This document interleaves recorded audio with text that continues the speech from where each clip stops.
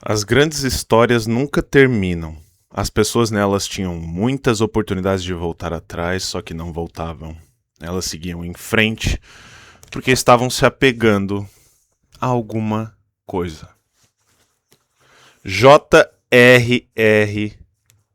Tolkien, amigos, tá? Eu pergunto pra vocês, o que ele quis dizer com isso, né? Ontem falamos sobre a humilhação, sobre o fato de que as pessoas hoje em dia estão querendo descobrir o seu propósito, estão querendo encontrar o seu lugar no mundo antes mesmo de aceitar parecer um idiota, né? E talvez seja justamente por isso que elas não estejam encontrando. Porque existe uma fantasia muito confortável sobre o propósito, tá? De que em algum momento tu vai olhar profundamente para dentro de si mesmo e descobrir magicamente através de uma epifania o que é aquilo que tu tem que fazer, o que é que tu realmente nasceu para fazer, né? Uma vocação, uma paixão tão forte que tu vai trabalhar nela e não vai para esse trabalho. Então finalmente parece que tudo vai fazer sentido na tua vida. Eu acho que essa ideia infelizmente destruiu muita gente, tá? Porque ela te fez acreditar que a dificuldade é a evidência de que tu escolheu errado, né? E em parte, com o vídeo de ontem, eu tentei argumentar que, né, o advento das redes sociais são uma grande causa desse fenômeno, né? De que o tédio significa falta de paixão, de que ser medíocre no começo significa falta de talento, de que se realmente fosse o teu propósito, tu simplesmente saberia. Só que o propósito não funciona assim, né? E antes de continuar, eu vou definir com vocês, para o propósito da nossa discussão, o que a gente está chamando de propósito, tá? Porque essa palavra já foi utilizada por coaches, por palestras motivacionais, vídeos de 40 segundos do TikTok, tá? Eu não estou falando de uma resposta metafísica específica, definitiva para a pergunta por que é que o universo me colocou aqui, né? Psicologia nenhuma vai responder isso de forma científica, tá? Eu estou usando a palavra num sentido concreto, eu estou usando a palavra num sentido em que a direção suficientemente valiosa para organizar aquilo a que você decide dedicar o seu tempo, esforço, responsabilidade e se sacrificar, certo? Então, para mim, propósito é essa direção valiosa pela qual a gente sacrifica elementos da nossa vida ou coisas que a gente gostaria de fazer, né? A gente escolhe A e não B, sim? O sacrifício para mim importa muito nessa discussão, tá? Se tu escolhe profundamente de verdade alguma coisa, tu tá inevitavelmente abrindo mão das outras, né?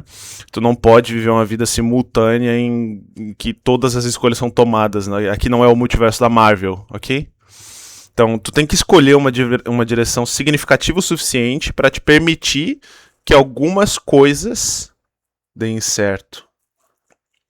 Para te permitir motivação ao longo do processo. Tu quer dedicar 10 anos da tua vida à medicina? Isso tem um preço. Tá preparado para pagar? Quer construir uma empresa? Isso tem um preço. Tá preparado? Quer formar uma família? Tem um preço. Quer ser músico, pesquisador, acadêmico, professor, atleta? Preço. Custo. E talvez seja uma das perguntas mais importantes sobre o propósito. Que preço eu considero digno de pagar? Porque é muito fácil amar a imagem final de alguma coisa. É muito fácil olhar para 20 anos no futuro e imaginar que tu simplesmente vai estar com tudo que tu precisa e vai ter conquistado tudo que tu merecia. É fácil amar física quando física significa assistir um vídeo interessante sobre buracos negros.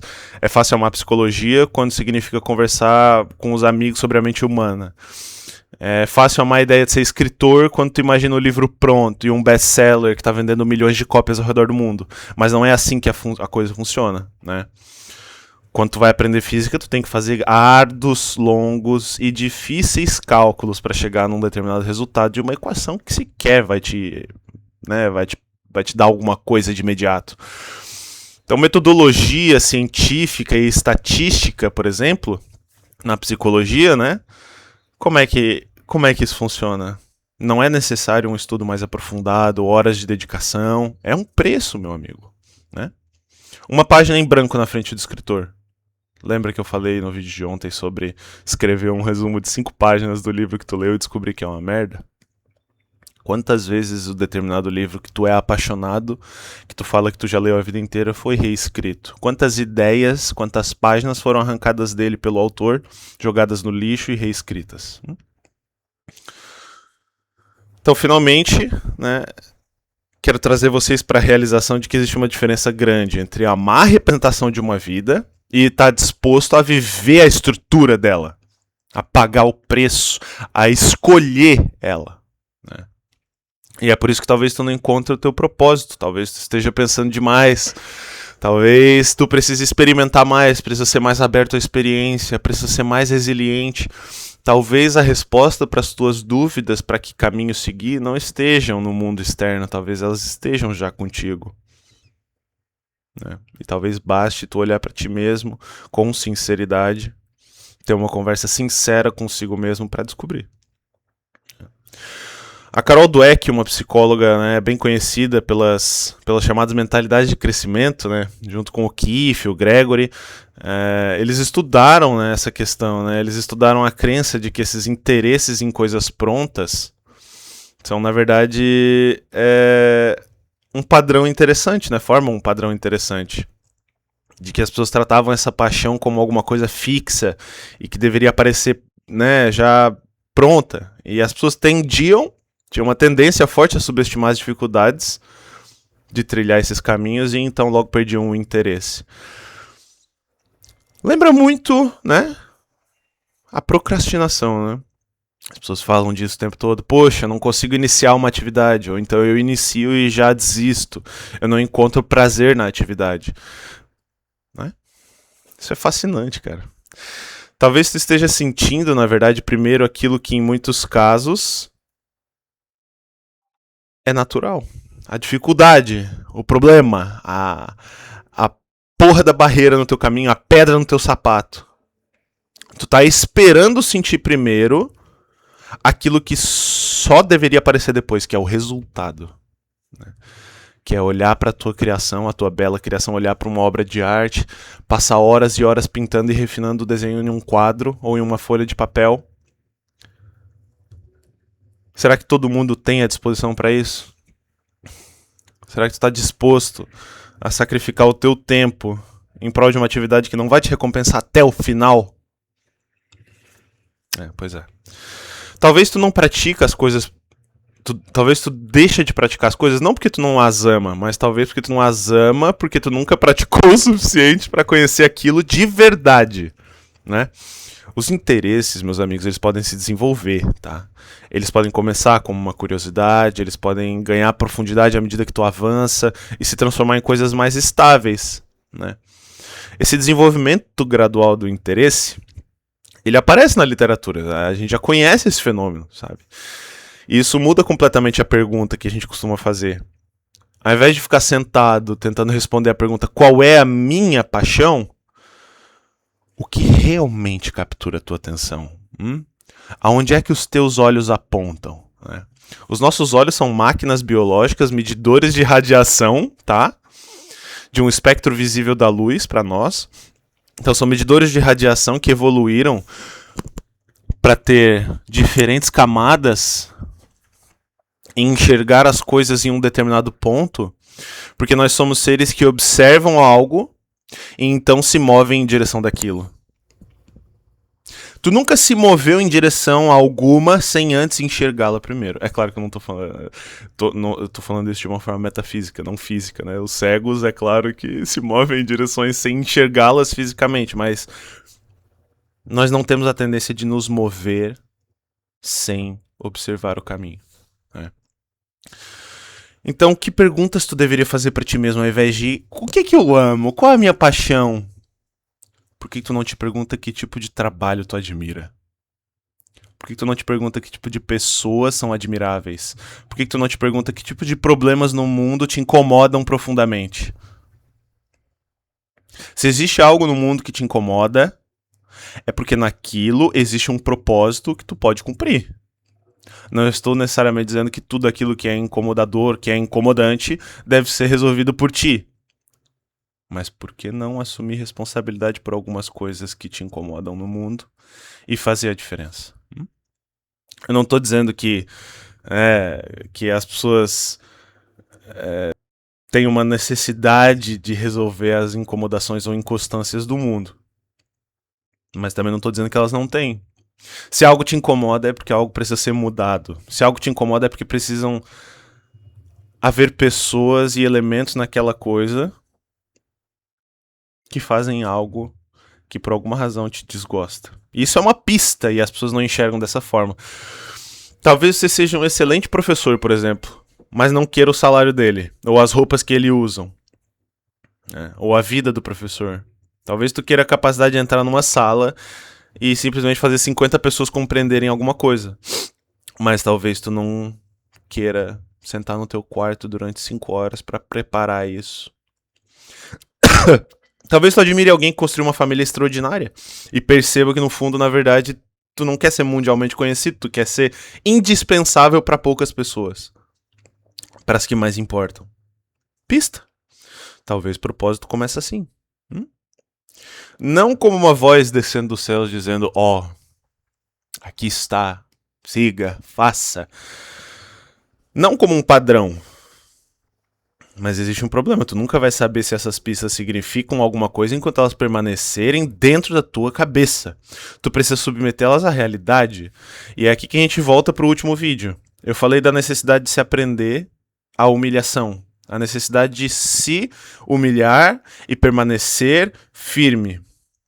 Eu quero deixar claro pra vocês que o que eu quero dizer com humilhação não é o abuso, não é, sabe, eu não tô falando da humilhação, de novo, eu não tô falando da humilhação de deixar as pessoas, né, te execrarem, humilharem, te xingarem, te fazerem objeto de piada. Eu tô defendendo a submissão da própria dignidade. Eu tô falando de uma humilhação específica, do momento em que a imagem que tu tinha de ti mesmo colide com a evidência de que tu é um merda, de que tu não sabe nada, de que as ideias que te tomaram são os teus mestres e não tu mesmo, de que tu não tá tão ciente de ti mesmo e das coisas que tu tá fazendo quanto tu deveria estar. Eu tô falando do momento que tu percebe que tu tá humilhado diante dos outros porque tu é insuficiente. Tu achava que era mais inteligente até entrar numa sala de gente que sabia muito mais. Tu achava que sabia escrever até ler alguma coisa que era realmente brilhantemente literariamente incrível. Tu achava que tu tinha facilidade pra falar uma língua até que tu liga a câmera ou liga o YouTube e encontra um cara falando 17 línguas. Tu achava que tinha talento musical até tocar do lado de alguém que parece que toca há 150 anos, né? Mas tem uma coisa maravilhosa escondida nessas situações, tá? Nessa humilhação. É de que agora tu finalmente sabe onde tu tá. Através da humilhação, tu ordenou o espaço, tu ordenou as hierarquias para você e para os outros. Tu descobriu o teu lugar no mundo, que é o pior lugar possível, o lugar do humilhado. E não necessariamente isso é uma coisa ruim, porque na maior parte do tempo nós estamos envolto numa cultura do caos, onde não se sabe para onde se tem que ir, não se sabe o que é certo ou errado, verdade ou mentira, fake news ou true news, ninguém sabe, certo? Nós estamos num mundo mergulhado em caos e nós precisamos criar ordem nas coisas através daquilo que a gente faz. Então trata-se da humilhação, que é uma destruição da fantasia, certo? E só depois de descobrir o teu lugar é que tu pode fazer alguma coisa a respeito. O problema é que a gente quer desesperadamente pular essa etapa. A gente quer competência sem o trabalho duro. Nós queremos a confiança sem a exposição. Nós queremos o domínio sem o fracasso. Nós queremos saber quem somos sem passar pela experiência necessária para descobrir quem somos.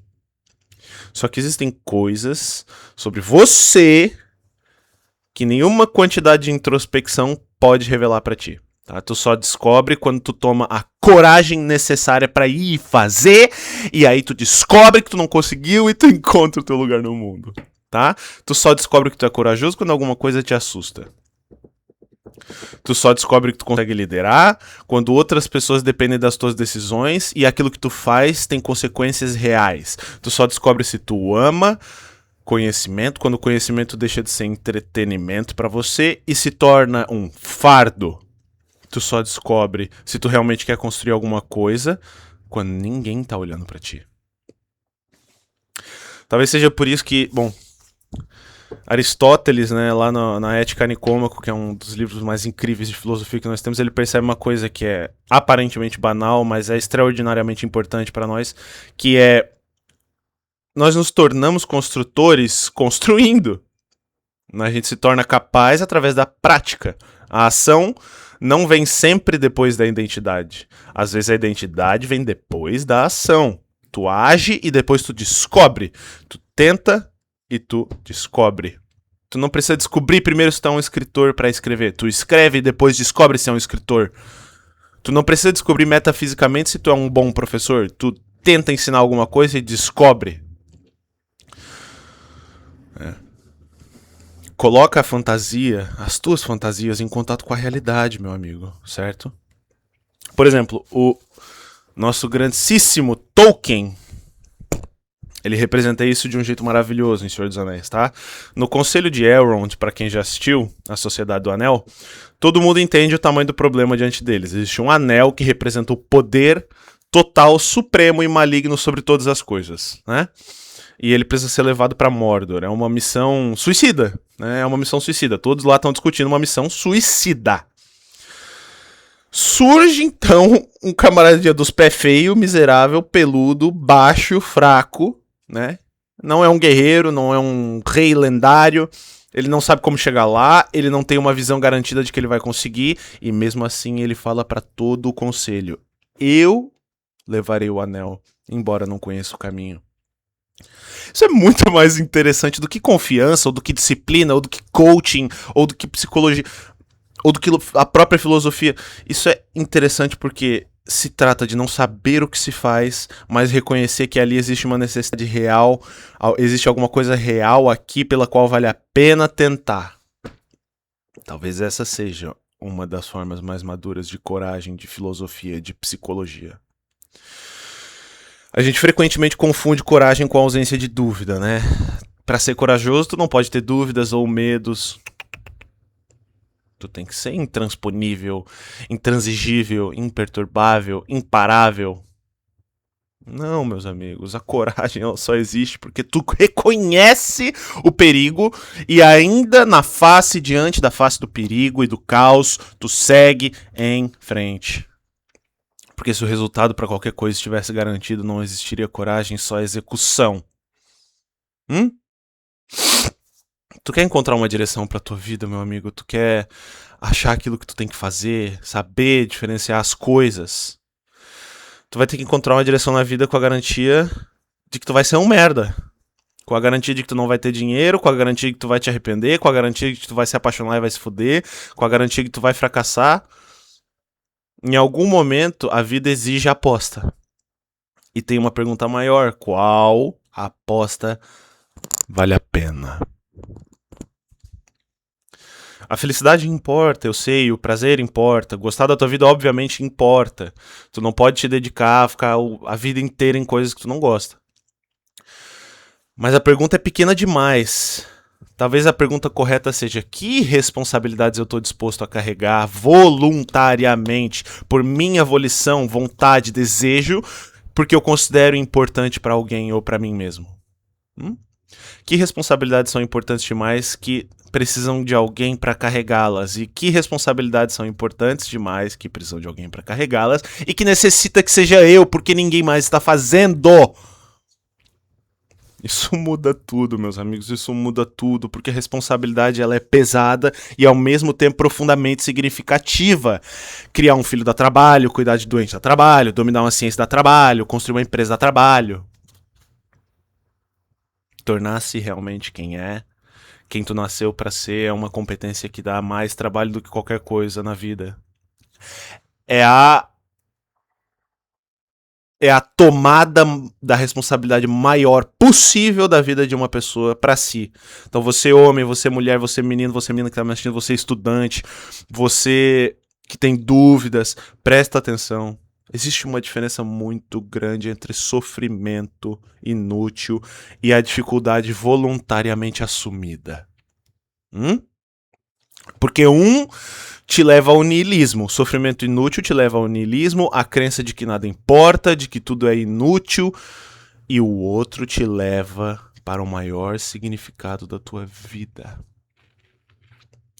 Para quem já ouviu falar de Viktor Frankl, né, Frankl pensou profundamente sobre isso. Né? Ele era neurologista, psiquiatra, ele criou a logoterapia, a famosa logoterapia, né, que é uma abordagem centrada na busca do sentido. Né? Então, ele sobreviveu a campos de concentração nazistas, ele passou por uma das inversões mais poderosas do pensamento, que é talvez de que a pergunta não seja importante, a pergunta mais importante não seja o que eu espero da vida, mas o que a vida, o que as circunstâncias do meu nascimento, da minha vida atual solicitam de mim, o que a vida está pedindo de mim nessa situação, né? O que ele está querendo dizer, pessoal? O Frankl está querendo dizer que a responsabilidade e o sentido estão conectados. Assim como uma partícula através do quantum tunneling, para quem gosta de física, ela se move aqui e a outra se move exatamente igual, como se fossem gêmeas operando, mesmo através de distâncias incríveis, né? Claro que é um conceito teórico, mas é isso, responsabilidade e sentido, felicidade, satisfação, todas elas estão envolvidas em um mesmo mecanismo, né? Para o Frankl, existia uma insistência de que o ser humano frequentemente encontrava significado se direcionando para algo além de si mesmo, para o externo. Uma tarefa, uma pessoa, uma causa, algo que mereça tua dedicação mais do que a tua dedicação, inclusive contigo mesmo. E isso é importante porque destrói 90% das fantasias modernas que a gente vê com as redes sociais, tá? A ideia de que encontrar o propósito da tua vida é continuamente, né, é ficar continuamente examinando a si mesmo, do que eu gosto, o que me realiza, o que me faz sentir especial, uma espécie de narcisismo infinito retroalimentado, né? Talvez tu precise olhar pra fora, olha pra fora da tua vida. Onde é que existe alguma coisa que precisa ser feita, cara? Onde é que existe um problema que eu preciso resolver, que eu sou capaz de resolver? Quem que eu poderia beneficiar resolvendo essas coisas? Que tipo de conhecimento merece ser preservado, aprofundado? O que eu realmente gostaria de contribuir para o mundo, mesmo sabendo que provavelmente outra pessoa vai colher esses frutos? Quem eu gostaria de ser capaz de proteger? Quem eu quero ser capaz de amar incondicionalmente? Esse movimento para fora é importante porque o propósito não está ligado só à tua intensidade emocional, aos teus processos íntimos mentais, né? O propósito está ligado a sentir uma paixão gigantesca por aquilo que precisa ser feito. O propósito precisa durar mais que 3 semanas, cara. Não é assim. O propósito não é a motivação que tu encontra nas redes sociais, que tu encontra, sabe, em pornografia, que tu encontra em coisas fáceis, não. O propósito precisa sobreviver a uma terça-feira de tédio. O propósito precisa sobreviver a um domingo de tarde. Ele precisa sobreviver ao trabalho repetitivo. Precisa sobreviver à noite de sono mal dormida. Precisa sobreviver à primeira crítica séria. Precisa sobreviver à primeira humilhação. Precisa sobreviver à percepção de que os outros talvez sejam melhores do que tu. Precisa sobreviver à percepção de que os outros estão conquistando mais do que tu. Ao primeiro projeto que fracassa, precisa sobreviver à época que ninguém liga pro que tu tá fazendo, que ninguém te assiste, que ninguém vai atrás de ti, que parece difícil. É a porra da coragem de insistir, meus amigos. Independente de estar motivado, ou de estar disciplinado, ou de ter conseguido nos últimos 3 meses aquilo que tu te propôs a fazer. Não, se as coisas deram errado, isso não importa. Levanta, sorri, tenta de novo. Não é uma insistência cega. Às vezes tu realmente escolheu errado, sabe? Às vezes aquela profissão realmente não combina com você. Às vezes o negócio é ruim, às vezes a ideia é ruim, falta lapidação, às vezes permanecer é covardia, porque exigiria admitir que tu desperdiçou muito tempo. Então, todas essas coisas existem de fato. A tua vida é cheia de nuances, né? Existe teimosia disfarçada de perseverança também. A questão é que tu só consegue julgar uma coisa com honestidade depois de conhecê-la além da sua superfície. Desculpa aí, se pegou no microfone. Tu não sabe se odeia um vilão ou se odeia, né, aquilo que ele representa. Tu não sabe se tu odeia tocar cavaquinho ou se tu se odeia por ainda não conseguir tocar cavaquinho, como tu realmente gostaria de tocar. Então, assim, se tu confunde a dor de crescer com a evidência de que tu tá no caminho errado, tu vai abandonar justamente aquilo que tu nasceu pra fazer, que poderia ter se tornado importante. Esse é um dos efeitos mais perversos de viver cercado pelo produto final dos outros. Por ficar vendo os outros diariamente, conquistando, né? Vivendo a ilusão da conquista, porque na verdade aquilo que tu vê na tela do teu celular não é de fato as pessoas conquistando porra nenhuma, né? É uma coletânea dos seus melhores momentos, ou dos momentos mais produzidos, inclusive, né? Existe um conceito na psicologia que eu só vou mencionar com vocês, que é a autoeficácia, porque dá um nome para uma experiência muito concreta, que é essa percepção de que tu, né, consegue atingir ou agir competentemente diante das tarefas, né? Que é a autoeficiência. Tem um cara que chama Albert Bandura, né, que um dos psicólogos mais importantes do último século, século XX, que mostrou que uma fonte particularmente poderosa dessa autoeficácia são as percepções das nossas experiências de domínio. Não estou falando de alguém dizer que tu conseguiu ou de um vídeo motivacional. Estou falando da tentativa, falha, aprendizado e conquista.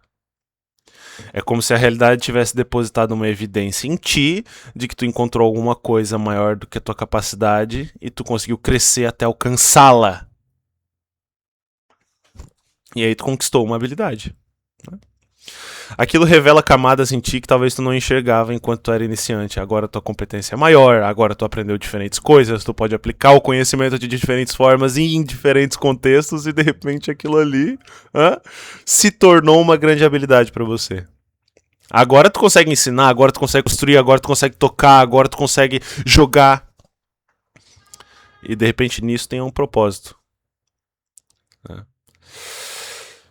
Então é muito interessante pensar no propósito, pensar nas dificuldades, pensar em que tipo de sofrimento eu aceitaria voluntariamente porque aquilo do outro lado representa algo importante para mim. O preço inevitável de qualquer coisa valiosa. O preço do músculo bonito é o treino, o preço do amor é a rejeição, o preço do conhecimento é o estudo, o preço da sabedoria é a incerteza, a repetição, a responsabilidade, a possibilidade real dos fracassos. Bom, 27 minutos já foi demais. Fiquem com essa, pensem nisso, amores.